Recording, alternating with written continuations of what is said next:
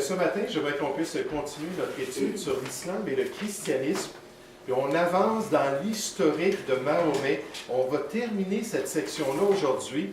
Et Dieu voulant, on va parler de la mort du prophète la semaine prochaine et ensuite de l'expansion. Alors que les califes ont suivi l'exemple de Mahomet, on va voir ce qui s'est produit non seulement au Moyen-Orient, mais aussi jusqu'en Orient et même en Europe. Rapidement, on va juste sauter à travers cela. Mais quand on a regardé la dernière fois l'œuvre de Mahomet à Médine, on a appris que ses disciples qui étaient à la Mecque ont été chassés de la Mecque. Ils sont venus rejoindre Mahomet dans la ville de Médine. Puis là, ils ont reçu une révélation de leur Dieu leur permettant de faire quoi? Vous rappelez-vous? Comme rétribution contre les gens, les dirigeants impies ou les infidèles de la Mecque. Bien, eux autres, ils ont été chassés, mais par contre, ils sont venus, les Juifs, les tribus, ils ont parti de la guerre. Oui, là, je parle plutôt des disciples de Mahomet. Qu'est-ce que Mahomet leur a dit qu'ils pouvaient faire pour se venger des habitants de la Mecque? Oui. Ils leur couper la tête. Ils leur couper la tête, oui. Ultimement, ça va revenir à ça. Donc, il leur a donné la permission d'attaquer les caravanes qui descendaient, qui s'en allaient à la ville de la Mecque. Comme rétribution, se sauvant à Médine, Mahomet leur permis de dévaliser les caravanes qui se rendaient à la Mecque. Et même, il a reçu une révélation, tout un chapitre complet concernant le partage de quoi? Le butin. Le partage du butin. Comment faire pour être équitable une fois qu'ils ont attaqué une caravane, une fois qu'ils sont rentrés dans une ville, qu'ils ont conquis la ville, comment diviser le butin. Donc, Soura 8, le 8e chapitre du Coran, donne ces instructions-là au peuple musulman pour les guider. Mais à cause de ces attaques sur les caravanes, finalement, Mahomet a été confronté par une armée. Jusqu'à ce moment-là, il attaquait si on pourrait dire, des marchands, puis des caravaniers. Il n'y avait pas beaucoup de résistance. Et là, la Mecque a envoyé une armée, puis il y a eu le premier conflit militaire qui s'est produit à Badr, près de la ville de Badr. Puis quand Mahomet a été victorieux avec seulement 300 disciples, il a reçu une révélation comme quoi, aux yeux de son Dieu, maintenant, c'était la méthode qu'il devait favoriser.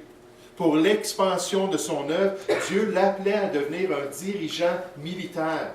Déjà, il avait été un chef religieux, il était toujours un chef religieux, il va demeurer un chef religieux. Il s'est impliqué dans la politique, mais là, Dieu a mis le sceau, son Dieu a mis le sceau d'approbation sur l'attaque des caravanes et aussi sur l'utilisation des armes pour faire l'expansion de sa religion.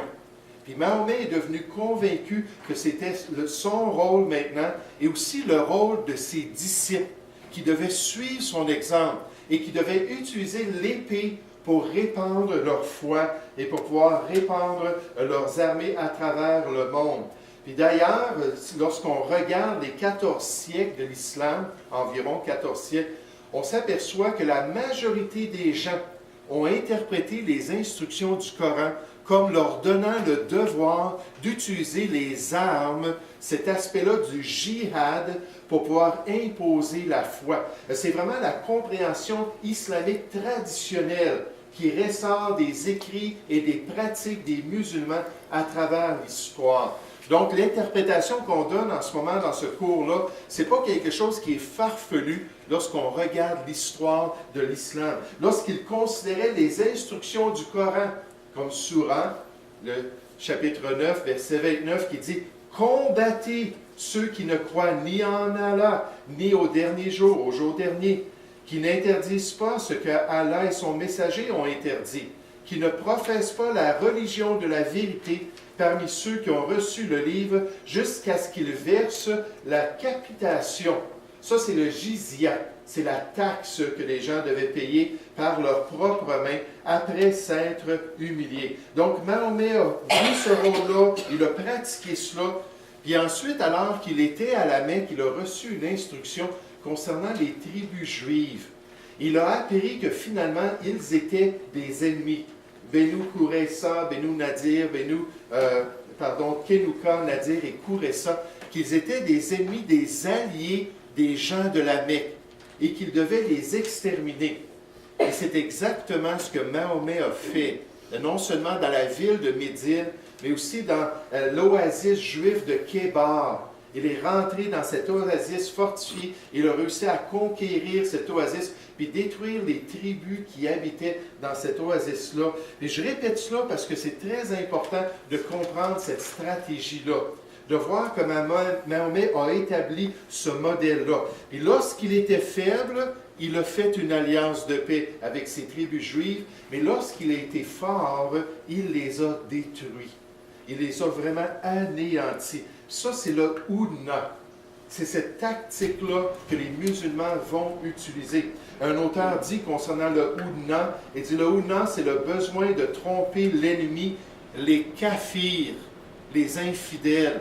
Vous vous rappelez le mot café, ça vient du mot turc café, qui vient de l'arabe kafir, ce sont les infidèles. Quand vous buvez une tasse de café, vous êtes en train de boire, à cause de l'histoire de l'islam, vous êtes en train de boire cette image-là des infidèles de l'Afrique. Et il dit le besoin de tromper l'ennemi lorsque possible, afin d'assurer la victoire. Mahomet utilisa non seulement la tromperie, mais comme nous l'avons vu, il en était un maître, il était maître de cet art. Et non seulement Mahomet, mais aussi ceux qui l'ont suivi étaient connus comme les maîtres de la duplicité. Ceux qui présentent deux visages, ceux qui sont hypocrites avec leurs vraies intentions, prêts à signer des traités lorsque c'est nécessaire pour leur survie et à les abandonner selon leur convenance pour détruire leurs ennemis. C'est pas étonnant parce que la parole de Dieu nous dit dans Matthieu chapitre 7, dans l'enseignement du Seigneur Jésus, que vous les reconnaîtrez à leurs fruits. Jésus dit, c'est donc à leurs fruits. Et là, il fait l'image d'un loup qui est rentré parmi les brebis. Et là, il s'est revêtu d'une peau de brebis pour paraître comme eux. Mais ce n'est pas sa vraie nature, ce n'est pas ses vraies intentions. Puis ultimement, à un moment donné, ça va venir qu'à ressortir, à monter à la surface. Et c'est exactement ce qu'on voit dans l'exemple de Mahomet. Lorsqu'il est devenu fort, il a débuté une invasion qui a conquis toute l'Arabie. Puis ensuite, les califes qui l'ont suivi, les dirigeants qui l'ont suivi, ont fait cette extension-là. La semaine prochaine, on va voir, ils se sont rendus jusqu'en Inde, jusqu'en Afrique, puis ils avaient comme objectif de conquérir l'Europe. Puis en fait, ils ont conquis une partie de l'Europe, comme on va l'apprendre la semaine prochaine. Et ça, c'était la méthode directe. C'était lorsqu'il avait la capacité de le faire. Mais dans l'exemple que Mahomet a laissé, il a aussi démontré une approche indirecte à l'invasion. Là, je vais vous donner cet exemple-là qu'il a laissé ces trois étapes-là. Et encore une fois, sa méthode privilégiée, c'était la guerre, d'aller directement contre l'ennemi. Mais lorsqu'il n'avait pas la capacité, il a laissé un autre exemple. Et rappelez-vous que Mahomet, c'est le Sunna. Pour le Coran et pour les musulmans, Mahomet, c'est le disciple idéal. Si on veut devenir un meilleur musulman, si on veut devenir un meilleur adorateur d'Allah, il faut qu'on devienne plus comme Mahomet. Je lisais un petit peu ce matin sur justement ce concept-là du Sunna dans l'encyclopédie britannique. Ils nous disent la tradition dans l'islam est donc un contenu et une limite. Le hadith, les écrits concernant le prophète qui décrivent ses agissements, étant une base biographique pour la loi musulmane, et le Sunna, son modèle, le chemin à suivre, étant un système d'obligation qui en est déduit. Grâce au hadith, Mahomet peut être perçu comme ayant formé et déterminé du tombeau, même après sa mort, il parle encore, le comportement de la maisonnée de l'islam grâce à la direction posthume, c'est-à-dire d'après la mort, que sa personnalité exerçait. Quand les gens regardent Mahomet, ils peuvent dire, si on a la force, il faut aller conquérir. Si on n'a pas la force, voici comment on doit s'y prendre. Là, ils se servent de l'exemple de Mahomet lorsqu'il a quitté la Mecque et qu'il est arrivé à Médine. J'aimerais juste vous parler de ça. C'est le deuxième acronyme que j'aimerais que vous puissiez vous rappeler quand vous pensez à l'islam. à l'histoire de l'islam et du prophète. Le premier, c'était quoi? Vous rappelez-vous? RPM, on va revenir là-dessus. Un dirigeant religieux, politique et militaire. Maintenant, d'une manière indirecte, comment est-ce que Mahomet s'y est pris? Premièrement, il a émigré. Il est parti de la Mecque à Médine. Puis j'aimerais vous dire, c'était un peu forcé, parce qu'il n'avait pas le choix. Les gens voulaient qu'il quitte la ville. Ils ne voulaient plus l'entendre. Ils ne voulaient plus l'avoir au milieu d'eux. Donc, ça commence par un E, l'immigration. Deuxièmement, il y a eu l'augmentation. Il est arrivé avec seulement quelques personnes. Il a vu le contexte politique, il s'est proposé comme un intermédiaire entre les différentes parties. Il a commencé à avoir des gens qui se sont ralliés à sa cause, surtout des non-juifs qui se sont ralliés à sa cause. Les disciples sont arrivés, peut-être 150 d'entre eux sont arrivés de la Mecque, ça a augmenté ses nombres. Puis là, ensuite, ils ont commencé à attaquer les caravanes, ils ont eu du succès, plus de personnes sont venues. Puis ça n'a pas été long que c'était rendu une multitude de personnes qui est en train de se convertir pour se lier à lui. Puis lorsqu'ils étaient assez de personnes, ils ont éliminé. Ils ont détruit les Juifs, ils ont détruit la Mecque, ils ont détruit tous les infidèles de l'Arabie. Puis on voit cette tactique-là et cet exemple-là que Mahomet a vraiment mis en pratique. Puis quand on regarde le monde aujourd'hui, et surtout dans les contextes où les musulmans n'ont pas la force pour faire une conquête, comme par exemple en face de l'Europe. Dans l'histoire musulmane, ils ont essayé d'envahir l'Europe. Il y a eu des batailles stratégiques et dans l'Orient et dans l'Occident, pour vous, c'est à l'inverse. Il y a eu des batailles stratégiques qui les ont arrêtés, mais ils ont conquis une partie de l'Europe et ils avaient du succès. Leur objectif, c'était qu'il y ait une seule religion. Sura 8, verset 40. On va regarder cela quand on va regarder les doctrines et les pratiques de l'islam. Puis dans Sura 8, au verset 40, on nous dit de faire la conquête jusqu'à ce qu'il n'y ait qu'une seule foi sur la terre. Une seule religion, c'est-à-dire celle d'Allah. Jusqu'à ce que toutes les nations soient soumises à Allah et pratiquent la charia et suivent les instructions d'Allah. Mais dans ces pays-là aujourd'hui, on voit vraiment, on peut ressentir cette tactique-là qui est en train d'agir. Puis je veux juste vous expliquer ça. C'est controversé, c'est certainement pas tous les musulmans qui croient cela, mais j'aimerais juste vous faire une comparaison des deux acronymes que je vous ai présentés en parlant de l'Europe. La conquête de l'Europe. Directement, Mahomet n'a pas été en mesure, pas Mahomet, mais les califes qui l'ont suivi n'ont pas été en mesure de conquérir l'Europe. Ils ont essayé jusqu'à peu près au 17e siècle de pouvoir rentrer dans les pays de l'Europe et conquérir toute l'Europe. Puis là, certains croient que puisque Mahomet a donné une méthode indirecte, que beaucoup essaient de mettre en pratique cette méthode-là. C'est-à-dire qu'ils vont immigrer en Europe. Ils vont arriver comme des gens sincères, des gens qui sont très aimables, qui ont une religion particulière. On va les connaître là, parce qu'ils sont musulmans, ils vont s'unir ensemble, ils vont bâtir des mosquées, puis on va voir les caractéristiques de leur foi. Bien souvent, c'est plus au niveau de la femme qu'on voit qu'elle porte le hijab, ou dans certains endroits, même le burqa ou le chadri, qui est le vêtement qui couvre totalement le corps. Mais donc, il va y avoir des caractéristiques. Ça va être surtout des personnes religieuses, des gens qui suivent la religion de leurs ancêtres, qui suivent les enseignements qu'ils ont reçus dans leur pays. Ensuite, la deuxième partie, c'est l'augmentation. Au fur et à mesure, ils vont augmenter, leurs pourcentages vont augmenter. Et plus qu'ils vont approcher d'une majorité, plus qu'il va y avoir de la pression sur la société qui les a reçus.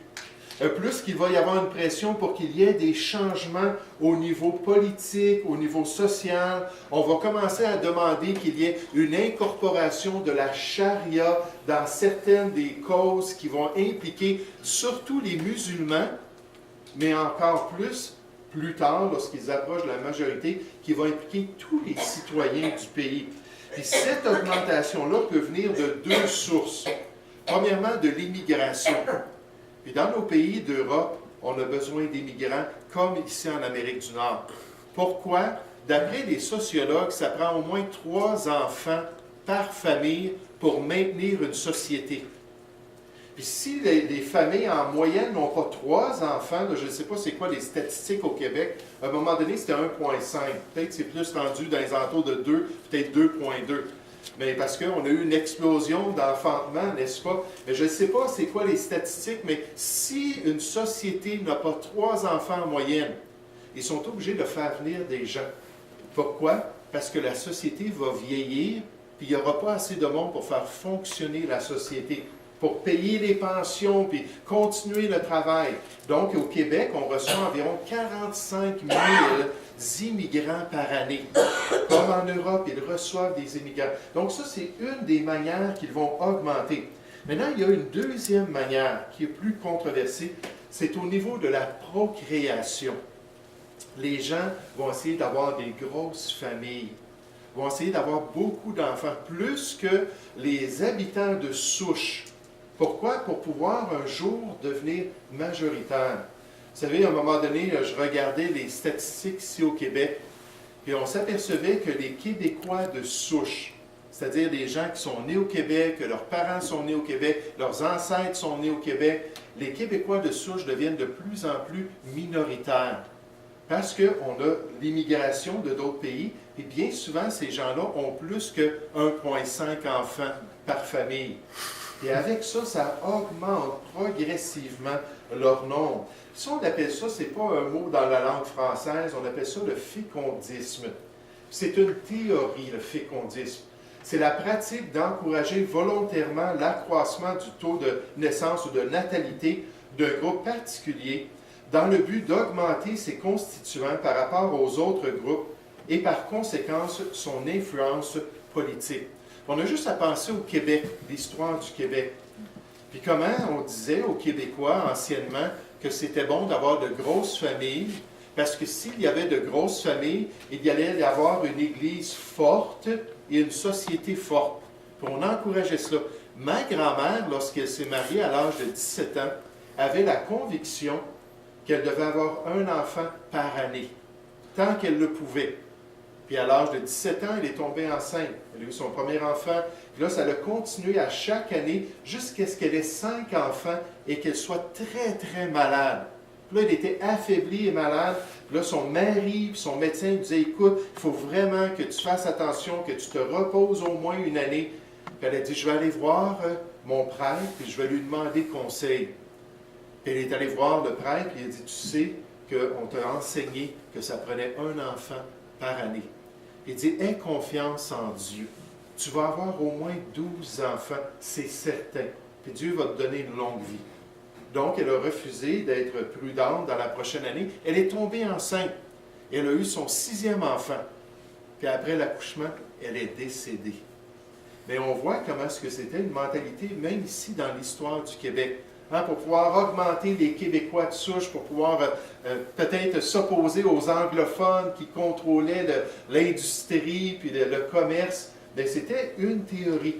Mais dans le monde musulman, certains croient que c'est la manière qu'ils vont pouvoir augmenter et imiter finalement le fondateur de leur foi pour devenir un peuple fort en Europe et pour pouvoir prendre le contrôle du pays. C'est certain qu'avec les générations, ça a un impact. Si la tendance démographique continue, la minorité va devenir une majorité dans certains États européens avant la fin du siècle. J'aimerais juste vous donner l'exemple de la France. Puis les musulmans ont essayé de conquérir la France. En 732, ils sont arrivés à la bataille contre Charles Martel. On va voir ça la semaine prochaine dans l'expansionnisme. Puis ils se sont fait vaincre par les Français et d'autres Européens. Puis là, ça a arrêté cette expansion-là de ce côté-là. Mais leur objectif, ils étaient presque rendus à Paris. Puis leur objectif, c'était de conquérir toute la France. Mais directement, ils ne pouvaient pas le faire à cette époque-là. Et ils ne peuvent pas le faire non plus aujourd'hui. Il n'y a pas une armée musulmane qui pourrait venir en France et conquérir la France pour qu'elle devienne une république islamique. Mais indirectement, certains croient que beaucoup de musulmans ont ça comme objectif, qu'ils veulent qu'il y ait plus d'immigration de pays musulmans et qu'ils veulent avoir plus d'enfants pour qu'ultimement, d'ici la fin du siècle, certains prédisent, qu'ils puissent devenir une majorité et qu'ils puissent imposer aux Français la loi islamique, la charia. Un auteur dit en France, avec 10% de la population qui est estimée être musulmane, presque un tiers des bébés nés sont musulmans. Avec le départ des baby boomers qui commencent à périr, il faut s'attendre à des changements démographiques majeurs à travers le monde occidental, favorisant les populations musulmanes. Maintenant, je me suis posé la question, est-ce que c'est de l'alarmisme? Est-ce que c'est injustifié de croire cela? Est-ce que c'est exagéré? J'ai voulu aller voir les études concernant la France. Ce que je me suis aperçu, c'est que la science de la démographie, ce n'est pas une science exacte. C'est très difficile de savoir il y a combien de musulmans en France. Pas combien de personnes viennent de pays musulmans, mais combien y a-t-il réellement de personnes qui suivent toujours la foi musulmane? Je vous donne juste des exemples de cela. Les musulmans seraient au nombre de 2,4 millions pour le monde des religions, d'après leurs statistiques, de 4,2 millions pour Michel Tribala en 2008, de 4,7 millions pour le Pew Research Center américain de 2010, de 5 à 10 millions. Puis en ce moment, en France, il y a environ 66 millions d'habitants. Donc 10%, ça serait à peu près 6 millions et demi d'habitants. Donc de 5 à 10 millions pour Claude Guéant, ministre de l'Intérieur et des Cultes, de 8 millions pour le Front National, de 15 à 20 millions. Hey, c'est tout un écart, n'est-ce pas? 2,5 millions à 15 millions. 15 à 20 millions pour Jean-Marie Le Pen, comme pour le musulman Azouz Bega, ministre délégué à la promotion des chances dans le gouvernement Villepin. Pour Dali Boubacar, en 1898, il représentait environ 10% de la population. Mais j'aimerais vous dire, ce n'est pas du tout le consensus. C'est peut-être le cas, mais c'est tellement difficile de le savoir. À l'été 2014, un sondage de l'Institut Ipsos Mori, réalisé dans plusieurs pays, montrait qu'à l'instar des Britanniques, les Français surestimaient fortement le nombre de personnes de confession musulmane en France. Si on en côtoie régulièrement, on devient un petit peu saturé, puis on se dit, bien, ils sont en train de prendre le contrôle du pays. N'est-ce pas? On a juste allé à Montréal, où c'est beaucoup plus multiethnique, pour s'apercevoir qu'il y a beaucoup de personnes de d'autres nationalités. Allez au Saguenay, on a habité là près de 4 ans, vous n'en verrez pas beaucoup, n'est-ce pas? Une fois de temps en temps. Mais donc, les gens surestiment. Interrogés sur une estimation sur 100 personnes, ils répondaient en moyenne 23 personnes. 23% des personnes en France sont musulmans. Alors que la bonne réponse était de 8%. Donc, lui, il dit que c'est plus près de 8%. Puis dans l'article, alors qu'il continue, il donne d'autres sondages. Certains disent que c'est 2,8 millions, d'autres disent que c'est 3,9, 4 à 5 millions, donc sous 10%. Mais c'est très varié, mais peu importe qui a raison. Peu importe s'il y a vraiment 10%. Une chose est certaine, si les musulmans deviennent un jour majoritaires en France ou ailleurs, alors la troisième étape de cet exemple-là qu'ils ont reçu de Mahomet pourrait s'actualiser.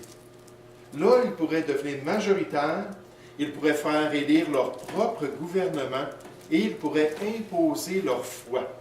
Ils pourraient imposer la charia et toutes les règles. Puis un jour, on pourrait parler de la République islamique de la France. Et ça pourrait peut-être devenir une réalité. Encore une fois, est-ce que c'est de la fiction ou est-ce que c'est une réalité future? J'aimerais vous dire que Dieu seul le sait. Mais Mahomet a certainement laissé un exemple pour guider les gens. C'est lui le modèle à suivre, c'est lui le sunnah, le chemin à suivre. Et ceux qui sont sincères et ceux qui sont fidèles envers cet exemple-là, envers le hadith de la tradition, peut-être qu'ils vont avoir ces objectifs-là, de pouvoir un jour conquérir par l'intérieur les pays de l'Europe. Et vous savez, on a des gens qui parlent de l'Europe, surtout des pays scandinaves, puis qui viennent en Amérique du Nord faire des conférences et qui leur disent « Changez vos lois au niveau de l'immigration. Changez qui vous allez permettre de rentrer dans le pays. Parce que nous, dans nos villes et nos villages, on en ressent la pression. C'est peut-être pas rendu une majorité nationale, mais localement, bien souvent, c'est une majorité. C'est rendu, d'après certaines choses, j'ai entendu la semaine passée, puis je sais, quand il y a eu les attentats en France, la maire de Paris a dénié ces choses-là. Mais il y a des gens qui disent qu'il y a 170 quartiers à Paris qui sont contrôlés par les musulmans. Et que même lorsque les policiers vont dans ces quartiers-là, ils doivent changer leur habillement de peur d'offenser ces gens qui sont en majorité dans ces taudis-là, dans ces bidonvilles-là. Mais un jour, ça pourrait devenir quelque chose qui serait national. Et Mahomet a laissé cet exemple-là. La surpopulation mène à l'immigration des musulmans, lorsque possible, afin qu'ils s'installent dans le nouveau territoire où le processus de surpopulation recommencera encore. Ceci fait partie de la stratégie de l'islam depuis l'Hégire, la fuite de Mahomet, l'immigration de Mahomet à Médine. Donc, il y a des gens qui disent, écoutez, faites attention, ça pourrait devenir une réalité. Et plus que vous permettez d'immigration, plus qu'il y a une possibilité d'expansion, puis un jour que ces gens-là deviennent une majorité. Parce que qu'est-ce qu'on peut faire contre la procréation? Parce que les pays européens vont devoir établir des lois pour limiter le nombre d'enfants que les musulmans ou d'autres ethnies vont pouvoir avoir. C'est très difficile d'imposer ça, n'est-ce pas? Mais donc, on voit que c'est un phénomène qui pourrait être possible. Quand ça arrive dans un pays, historiquement, que les musulmans rentrent directement par la force ou indirectement et prennent le contrôle du pays, qu'est-ce qui arrive avec les infidèles, les kafirs? Il y a deux options. La première option, c'est pour les infidèles en général, les païens qui refusent de se tourner vers le seul vrai Dieu. Ce qu'on va faire, premièrement, c'est qu'on va leur présenter ce choix de la conversion à l'islam. C'est pas compliqué. Tu dois prendre le Shahada à 3 reprises, le répéter, il n'y a qu'un seul Dieu, Allah, et Mahomet et son prophète, le dire de tout ton cœur. Et à ce moment-là, on va te considérer un musulman. Tu vas devoir commencer à pratiquer la charia, à suivre les règles, à te réunir à la mosquée, puis à agir comme un musulman. Ça, c'est ce qui est offert aux gens en général. Sinon, historiquement, c'est l'exécution. Au moins pour les hommes. Souvent, les femmes et leurs enfants étaient vendus dans l'esclavage. On va parler du sujet de l'esclavage dans l'islam. Ça a été le moyen numéro 1 pour financer l'expansion de l'islam, pour financer leur guerre, l'esclavage. Et les hommes sont exécutés. Maintenant, pour les gens du livre, c'est-à-dire ceux qui sont juifs ou chrétiens, il y a un statut un peu différent dans l'islam pour ces gens-là. Premièrement, il y a la conversion qui leur est offerte. Abandonnez votre foi, détournez-vous de votre Dieu, de votre livre, pour pouvoir suivre Abraham de la vraie manière. Parce qu'en fait, quand on va regarder les doctrines, la Bible, soit l'Ancien Testament ou le Nouveau Testament, ont été trafiqués et changés. Donc les musulmans appellent à cette soumission-là. Deuxièmement, il y a l'exécution aussi pour eux. On se souvient, n'est-ce pas, de cette tribu à Médine qui a été exécuté. Mahomet a décapité 8800 juifs lui-même. Donc, il y a l'exécution. Ou troisièmement, il y a le statut de demi-citoyen, le dhimmi qu'on appelle. Là, une personne comme ça peut demeurer dans le pays sans se convertir à l'islam, mais il doit racheter son âme à chaque année, donner un montant qui va être imposé. Et des fois, c'est jusqu'à 50. Ça, c'est vraiment, là, ultimement, là, ça peut être jusqu'à 50% de notre revenu quotidiennement qu'on doit donner pour rester vivant dans ce pays-là. Là, il y a toutes sortes de règles avec les églises de ces gens-là, avec leurs maisons. Ils n'ont pas beaucoup d'autorité. C'est une demi-citoyenneté. Et là, il y a cette possibilité-là pour les gens du livre. C'est la manière que les chrétiens, les juifs, qui sont appelés dans le Coran le peuple du livre, sont traités dans les pays musulmans. Ils peuvent éviter la mort ou l'esclavage s'ils se soumettent à l'humiliation du dhimmi, sans se plaindre et en payant à leur maître le montant de protection ou de rachat appelé la jizya. Puis on pourrait revenir là-dessus. J'ai beaucoup de matériel sur toutes les règles qu'ils doivent suivre lorsqu'ils deviennent un dhimmi. C'est pour ça qu'il y a des chrétiens aujourd'hui ou des Juifs qui habitent dans certains pays musulmans, en Afrique et au Moyen-Orient, parce qu'ils payent cette taxe-là. Ils sont prêts à se soumettre aux contraintes qui viennent avec cette demi-citoyenneté.